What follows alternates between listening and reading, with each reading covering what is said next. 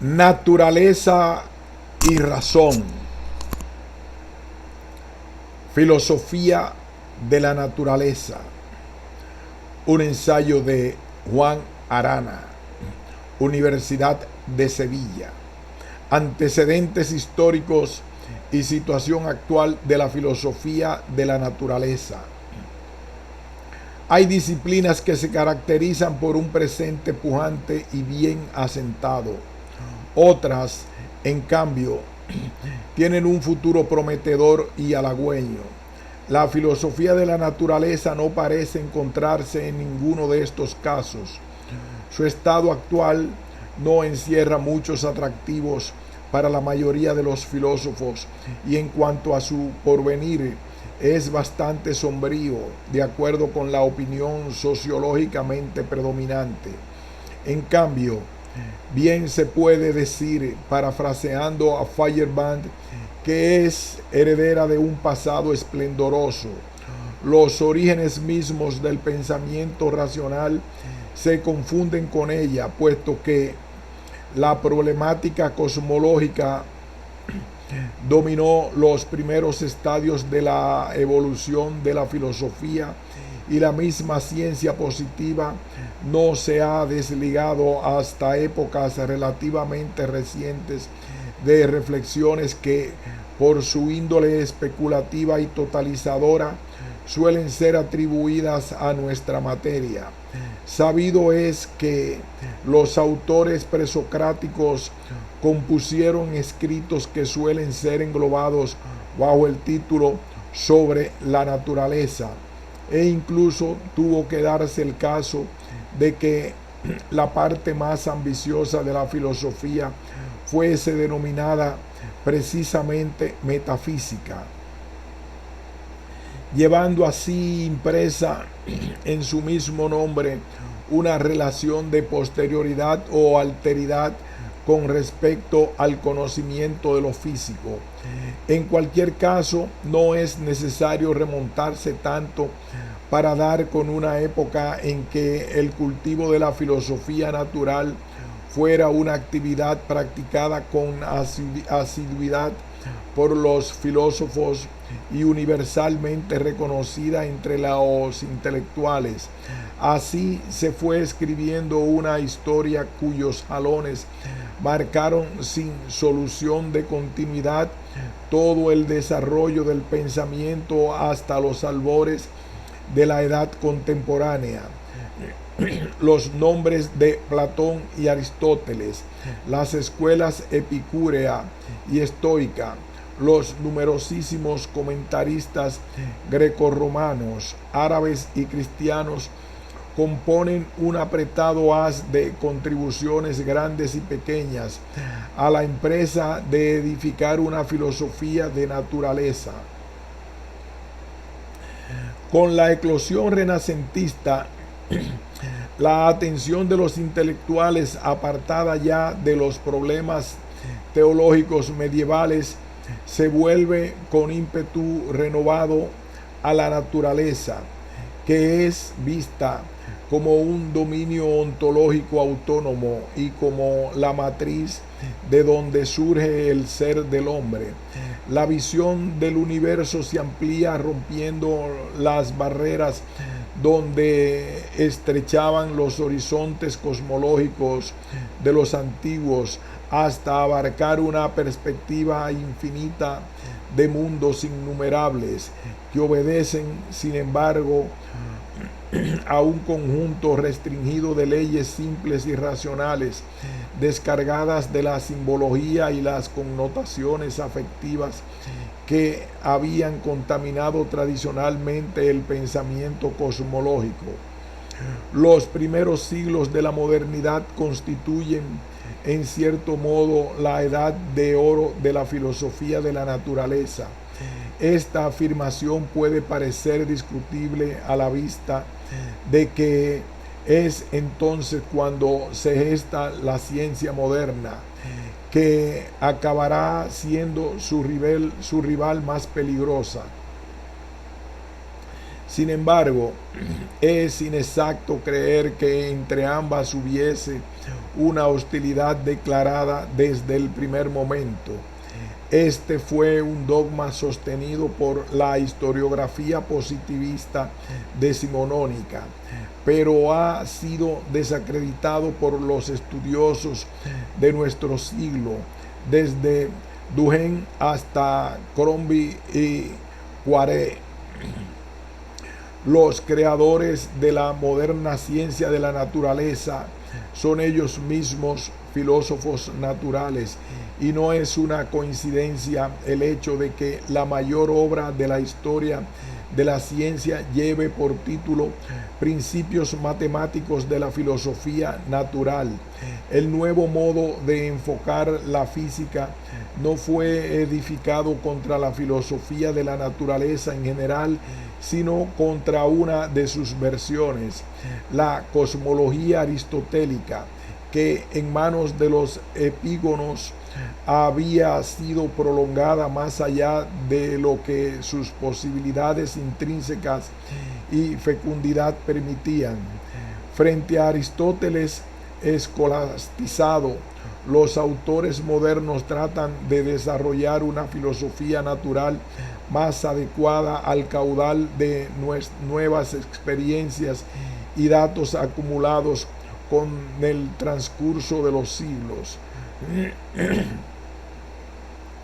Y en muchos casos no se contentan con esbozarla, ya que los principios de filosofía 1644 de Descartes constituyen una síntesis de dimensiones y profundidad comparables a lo que en tiempos fueron los escritos físicos del Estagirita. La situación comentada no había variado sustancialmente a principios del siglo XVIII, cuando un Leibniz era capaz de mostrar la riqueza de soluciones que la inspiración racionalista aportaba para conocer el universo, y un Newton se daba buena mañana para mostrar las virtualidades de una sabia síntesis de empirismo noseológico, racionalismo matematizante y prudente corpuscularismo desde un punto de vista epistemológico. La síntesis wolfiana mostraba una forma de ubicar la filosofía de la naturaleza, llamada ahora cosmología generalis, dentro del complejo entramado de ciencias que se compartían los objetivos por conocer y los métodos a aplicar.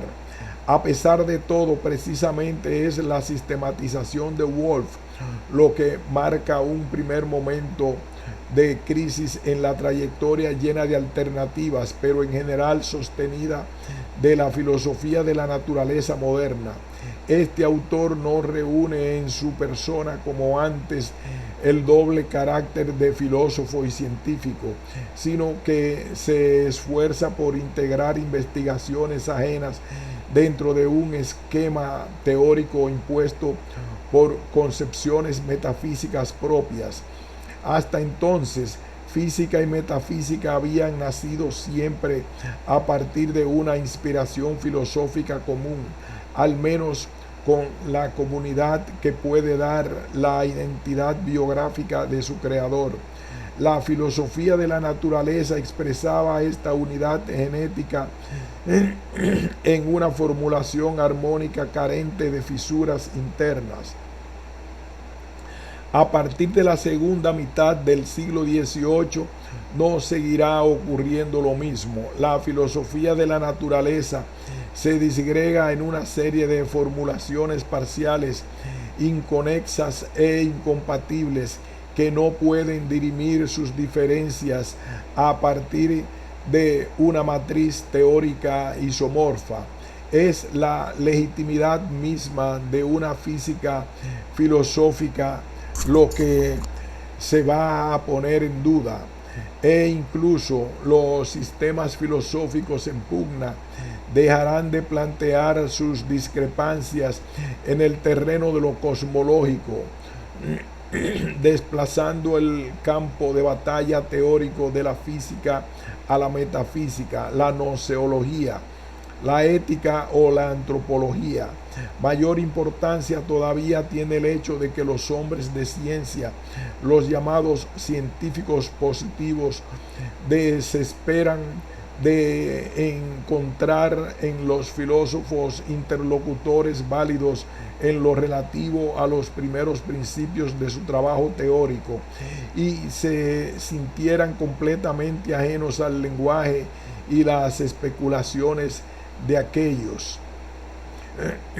No descubro nada nuevo si designo a Kant como uno de los protagonistas principales de este cambio de situación, sin encontrar un análisis más precisos que he desarrollado parcialmente en otros lugares.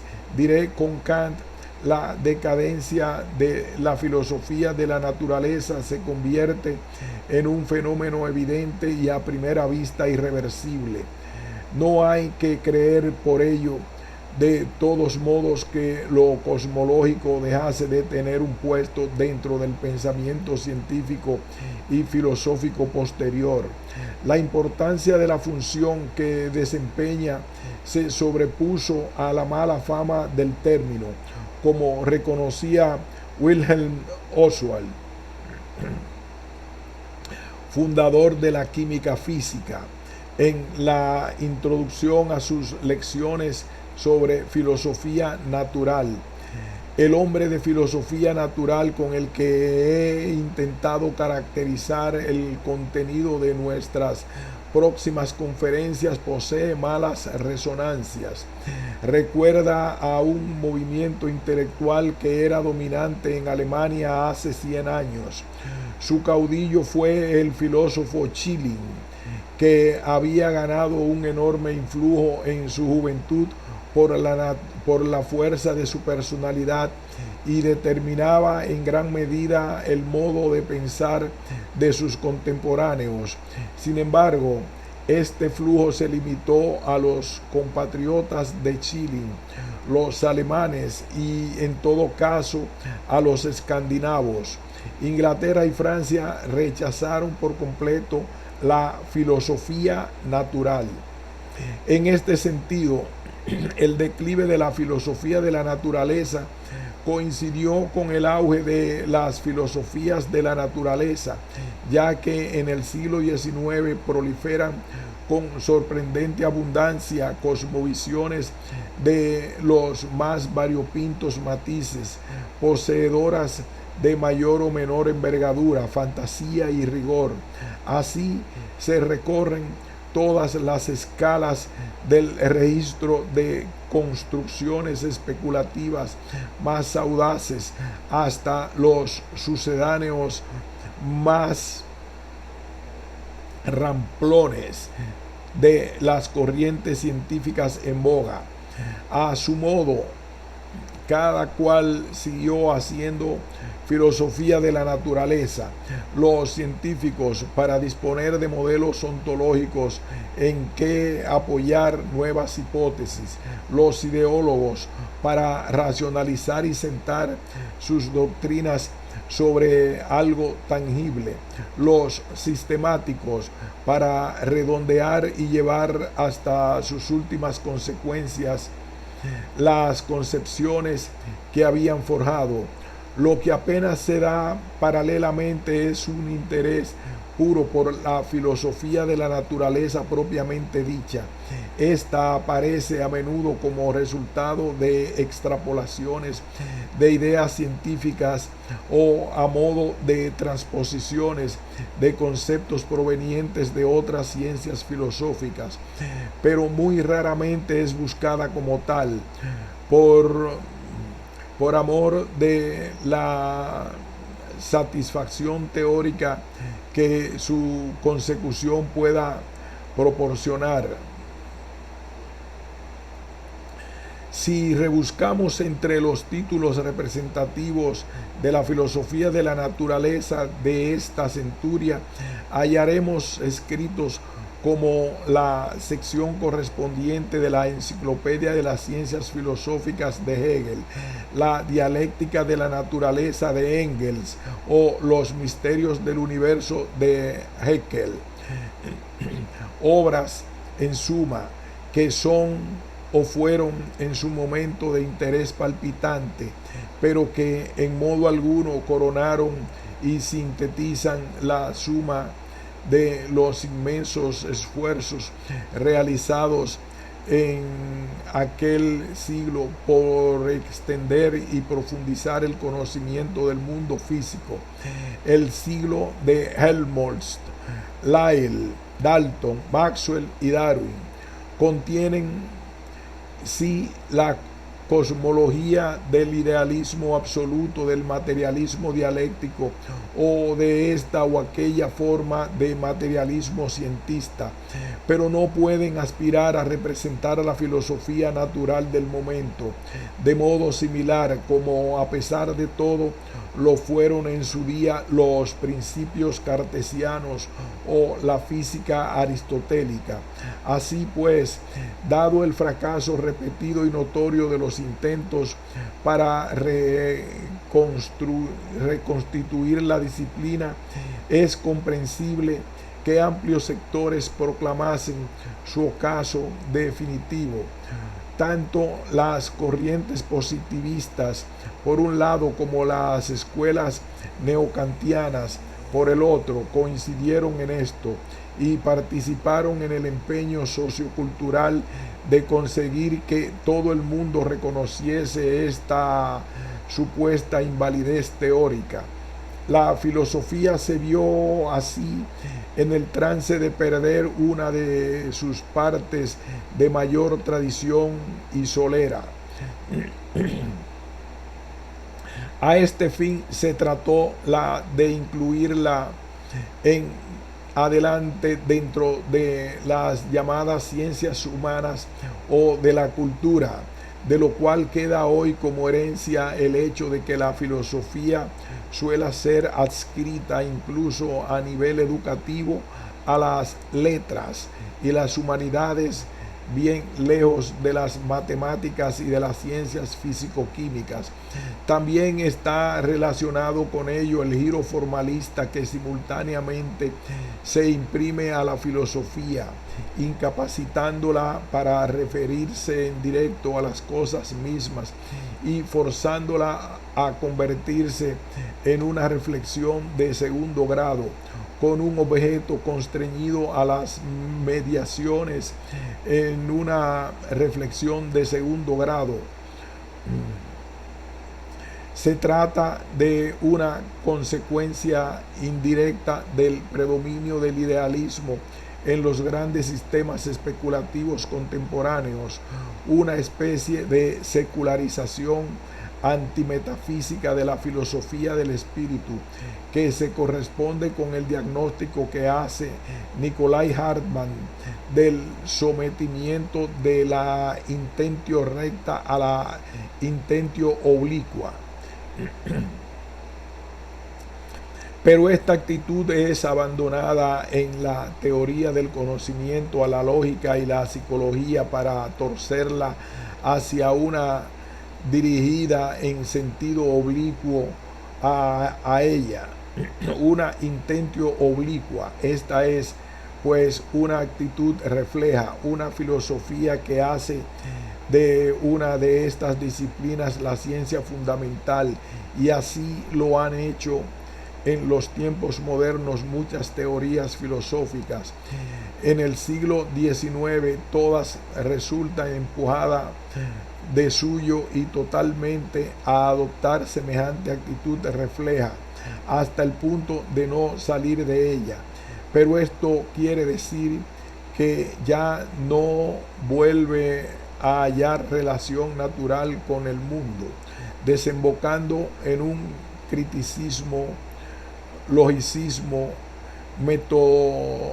metodologismo y psicologismo extraño al mundo.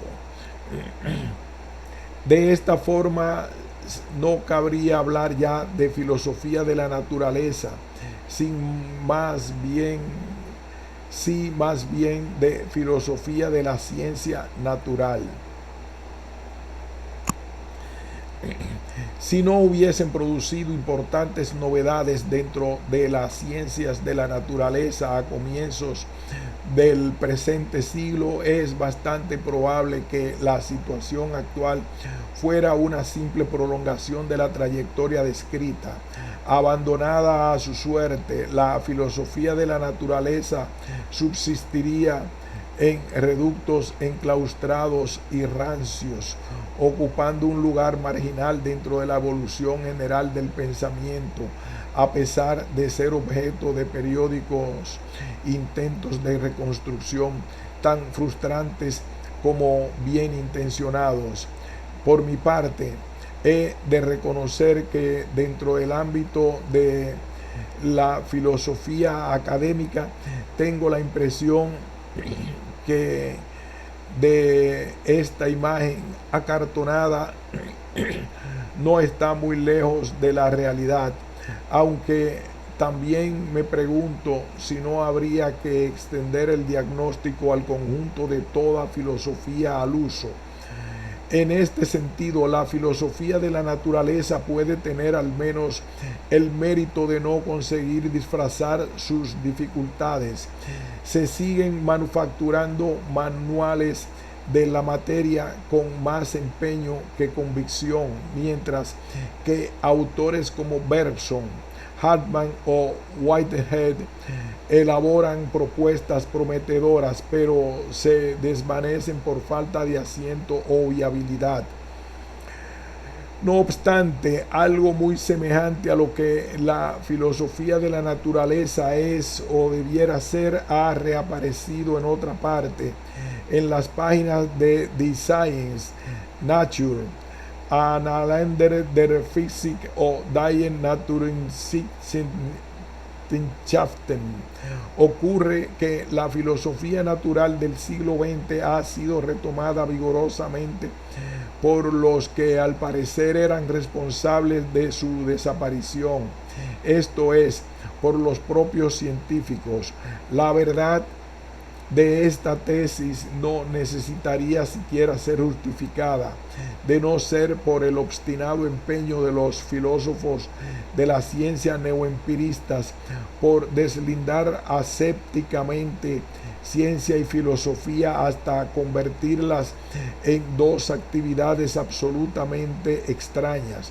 Solo cuando se desesperó de la utópica tarea de dar un criterio de demarcación perfecto y definitivo, pudo darse crédito a lo que ya era un secreto a voces. La ciencia natural, cuando se enfrenta a tareas que no son puramente rutinarias e intrascendentes, arrastra consigo una filosofía. Entendiendo aquí por filosofía un compromiso teórico para resolver problemas configurados y por la experiencia, pero al mismo tiempo no encerrados en los límites de ningún modelo epistemológico dado, por muy sofisticado que sea.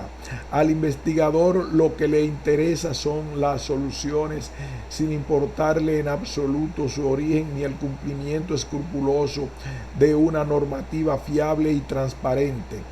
Nunca, como en este siglo, se ha tenido oportunidad de contemplar con mayor claridad la rebeldía de los grandes científicos contra cualquier tipo de restricción formal a la praxis investigadora. Einstein puede, si quiere, ensimismarse en el panteísmo spinociano para reforzar su búsqueda de una teoría unificada de campos. Heisenberg puede acudir a los diálogos de Platón para encontrar una fuente de inspiración que le ayude a formular una nueva teoría de partículas. Gold y Bondi pueden pensar en hacerse no ya admisible, sino cotidiana, la idea de una creación de materia a partir de la nada.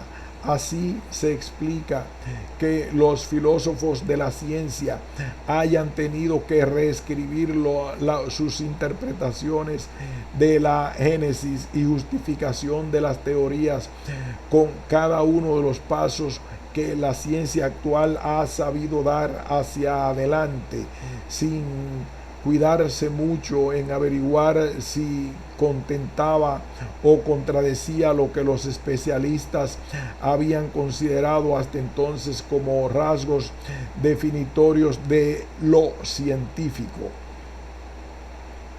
Ha llegado probablemente el momento de preguntarse si es legítimo insistir en hacer filosofía de la ciencia haciendo abstracción de los contenidos contemplados en cada disciplina. Este procedimiento tendente a definir unas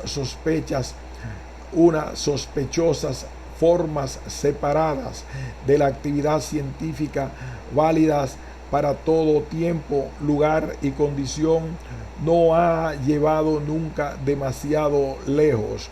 La actitud iconoclasta de Feyerabend y otros críticos radicales de las usuales filosofías de la ciencia son un aviso que no sería prudente desatender. El paso en falso tal vez consistió en creer que bastaba con sustituir la filosofía de la naturaleza por una filosofía de la ciencia sin advertir que el error estaba por tanto en la elección del objeto de la actividad filosófica, sino lisa y llanamente en la pretensión de hacer de ella una ciencia completamente estricta y superar con ella todas las marcas del rigor y la certeza. La ciencia positiva nunca quiso ser un conocimiento completamente necesario y universal, y aunque con ello abandonase, de acuerdo con los criterios platónicos y aristotélicos, los dominios de la episteme para caer en los de la pura doxa, lo cierto es que acabaron por robar a los filósofos la credencial de lo científico y el paradigma del saber objetivo y fidedigno. El drama de la filosofía científica ha estribado en creer que si evitaba coincidir temáticamente con las ciencias positivas y se refugiaba en la lógica trascendental, el análisis del lenguaje o el estudio de las condiciones generales del conocimiento podría recobrar el crédito perdido sin darse cuenta de que la aporía no estaba encerrada allí, sino en la morbosa inclinación hacia las certezas últimas y definitivas.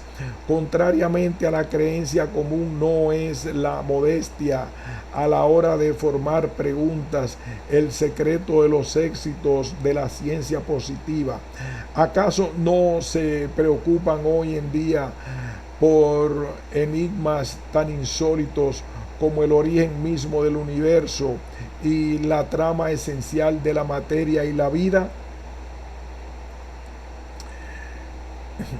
Como el origen mismo del universo y la trama esencial de la materia y la vida, sino la amoldabilidad a la hora de decidir con qué tipo de respuesta se va a conformar, renunciando de antemano a decir la última palabra sobre nada. Desde el punto de vista gnoseológico, la enseñanza que arroja la ciencia positiva sería esta: no hay temas tabú ni cuestiones carentes de sentido. Los falsos planteamientos se reducen a decidir a priori el valor de las contestaciones y a querer dejar ciertas tareas resueltas de una vez para siempre. Desde el punto de vista noseológico, la enseñanza que arroja la ciencia positiva sería esta: no hay temas tabú ni cuestiones carentes de sentido. Los falsos planteamientos se reducen a decidir a priori el valor de las contestaciones y a querer dejar ciertas tareas resueltas de una vez para siempre. Por eso, es muy posible que la propuesta de un criterio epistemológico de demarcación universal o de una ley absolutamente válida para regular la génesis y transformación de las teorías científicas sean metas tan inalcanzables como la resolución total de los más viejos e intrincados misterios de la metafísica, lo cual significa que aquellos temas no son triviales como para que no podamos seguir profundizando en ellos indefinidamente, ni estos tan recónditos o absurdos que no merezcan la pena perder el tiempo con su consideración. Puestos que a cuestionar la licitud de una actividad no es la del filósofo de la naturaleza, la única que está bajo sospecha. Lo único equivocado es intentar hacer de ella algo eterno. La realidad, la tarea de enfrentarse a la naturaleza desde una perspectiva de totalidad nunca ha dejado de tentar ni siquiera a los propios científicos, y como muestra para avalarlo ahí está el impacto de obras como El azar y la necesidad de Jacques Monod. Recientemente, incluso los propios filósofos de la ciencia han ido tomando conciencia de la posibilidad y conveniencia de incidir en una problemática claramente cosmológica, como revela el Popper de los Postscripta a la lógica de la investigación científica y el yo y su cerebro, o el Bunge de la ontología y materialismo y ciencia. Recientemente, incluso los propios filósofos de la ciencia han ido tomando conciencia de la posibilidad y conveniencia de incidir en una problemática claramente cosmológica, como lo revela el Popper de los Postscript a la lógica de la investigación científica y el yo y su cerebro, o el Bunge de la ontología y el materialismo y la ciencia. Aproximación al concepto de filosofía de la naturaleza.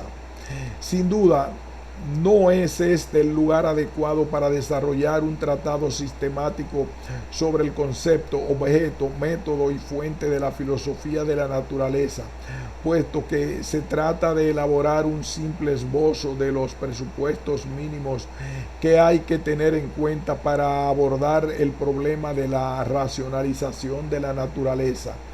Por consiguiente, me conformaré con trazar los contornos generales de la idea de lo físico en general para evaluar a continuación las posibilidades que existen de estudiarlo filosóficamente y presentar, por último, una propuesta marco para elaborar una filosofía de la naturaleza a la altura de los tiempos.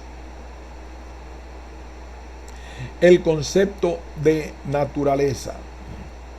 El concepto de naturaleza es ambiguo y polisémico como pocos. En el diccionario de la Real Academia se contemplan para el mismo 21 acepciones fundamentales. El equívoco no se resuelve con una corta incursión en el campo de las etimologías. Tanto los términos latinos natura o nascor como sus precedentes nactura, nactus, y sus equivalentes griegos configuran una semántica que oscila entre las ideas de nacer, formarse, empezar, ser producido, producir, hacer crecer, engendrar, etc. Por este camino podemos remontarnos a la raíz indoeuropea Bu, y seguramente más arriba todavía, sin conseguir una solución definitiva. Si abandonamos las etimologías y emprendemos una investigación histórico-conceptual, no adelantaremos tampoco demasiado, a no ser que nos conformemos con las taxonomías, ya que Raimundo Panikkar, uno de los estudiosos que ha examinado el asunto con mayor detenimiento, ha llegado a distinguir no menos de 20 áreas de sentido fundamentales, dentro de las que a su vez hay que diferenciar excepciones extremadamente variadas. De un modo meramente provisional y solo con el propósito de poner un poco de orden en este complejo y resbaladizo terreno, cabe señalar dos orientaciones generales de los significados, una más bien de carácter extensional, englobando un conjunto más o menos vasto de elementos, y otra intencional, queriendo definir los rasgos característicos de lo natural. Nos aproximaremos a la segunda con el siguiente texto de Aristóteles, comillas: se llama naturaleza en un sentido la generación de las cosas que crecen. Por ejemplo, si uno pronuncia la U alargándola, o en otro sentido aquello primero o inmanente, a partir de lo cual crece lo que crece. Además, aquello de donde procede en cada uno de los entes naturales el primer movimiento que reside en ellos en cuanto tales. Y se dice que crecen cuantas cosas tienen aumento a través de otro por contacto y unión natural, o por adherencia, como los embriones. Y se llama también naturaleza el elemento primero, informe e inmutable desde su propia potencia, del cual eso se hace alguno de los entes naturales. Por ejemplo, se dice que el bronce es la naturaleza de la estatua, de los utensilios de bronce, y la madera de los de madera, y lo mismo de las demás cosas. Todavía en otro sentido se llama naturaleza a la sustancia de los entes naturales. Así se entienden, por ejemplo, los que dicen que la naturaleza es la composición primera, o como dice Empédocles: no hay naturaleza de ninguno de los entes, sino que solo hay mezcla y permutación de las cosas mezcladas. Pero se llama una naturaleza entre los hombres. Por eso también cuantas cosas son o se generan naturalmente, aunque exista ya aquello a partir de lo cual se generan o son, decimos que aún no tienen la naturaleza, sino tienen la especie y la forma. Por consiguiente, es por naturaleza lo que consta de estas dos cosas, como los animales y las partes de ellos. Así pues, de acuerdo con lo expuesto, la naturaleza primera y propiamente dicha es la substancia de las cosas que tienen el principio del movimiento en sí mismas. En cuanto tales, la materia, en efecto, se llama naturaleza por ser susceptible de este principio, y las generaciones y el crecimiento por ser movimientos a partir de este principio, y el principio del movimiento de los entes naturales es ente inmanente a ellos de algún modo, o en potencia o en entelequia. De acuerdo con esto, la naturaleza es la propiedad que da unidad a la diversidad de los seres, Unidad en primer lugar consigo mismos y en segundo lugar unidad de varios seres distintos en cuanto que participan de una misma naturaleza. Además, constituye un principio activo que genera desde sí los cambios que acontecen al ser que ostenta dicha naturaleza. Este modo de plantear la idea de naturaleza ha sido de capital importancia en la evolución, pues la convierte en una potente clave de comprensión de la realidad que nos rodea. La variedad de los objetos y la complejidad de los procesos a que están sometidos hace inabordable en principio la empresa de enfrentarse a ellos como un todo.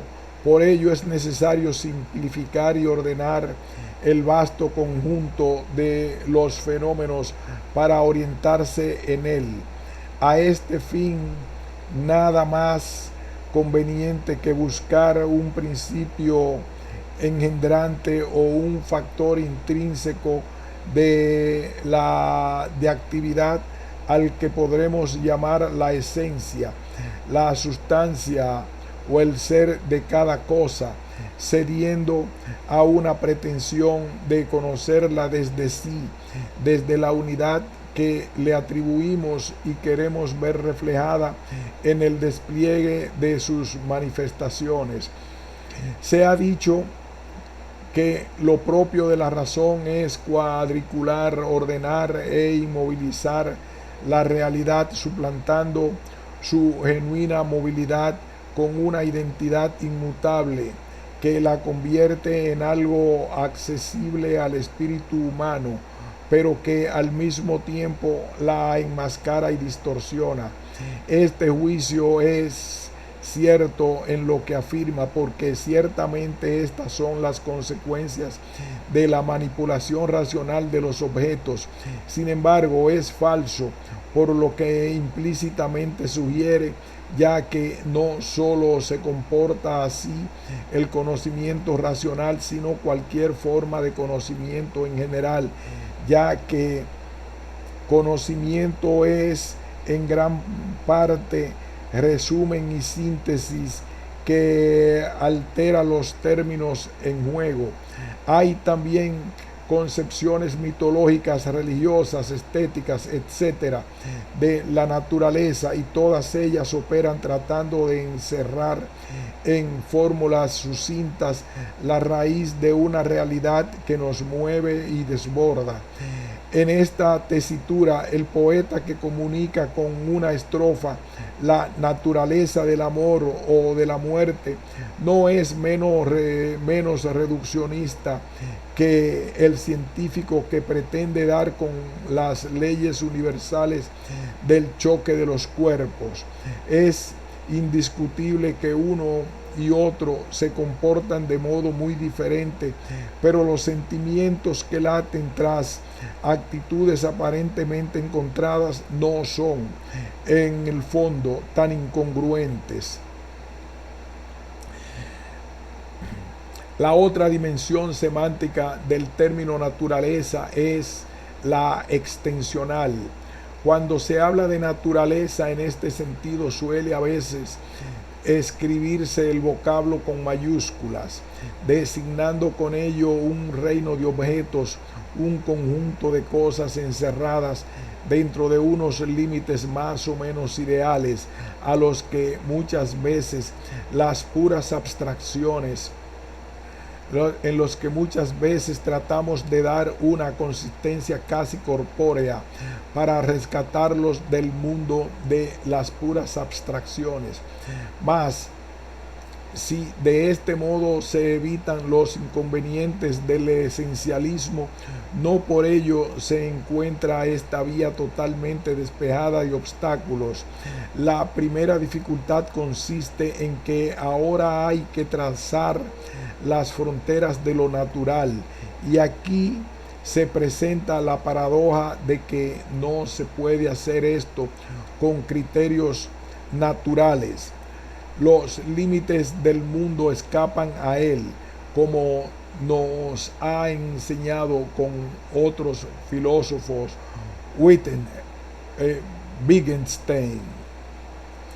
La lógica llena el mundo. Los límites del mundo son también los límites. Nosotros no podemos pues decir en lógica, en el mundo hay esto y lo demás allá, aquello y lo otro no. Esto parece aparentemente presuponer que excluimos ciertas posibilidades de Esto parece aparentemente presuponer que excluimos ciertas posibilidades, lo que no puede ser, pues de lo contrario, la lógica saldría de los límites del mundo. Esto es, siempre que pudiese considerar estos límites también desde otro lado. Lo que no podemos pensar, no podemos pensarlo.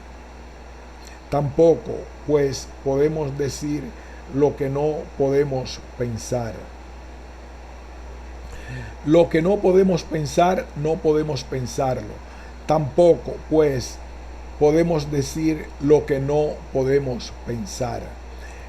Es evidente, en efecto, que para poder cartografiar un territorio hay que salirse de él. Ahora bien, ¿acaso hay algo más que la naturaleza? Se ha llamado naturalismo a la postura filosófica que responde negativamente esta cuestión, y es una doctrina que tiene en su favor el hecho de que no carece de sentido afirmar que racionalizar algo equivale a naturalizarlo, hacerlo natural, integrarlo en la naturaleza. Pero a la vez el naturalismo incurre en la falacia de hablar de un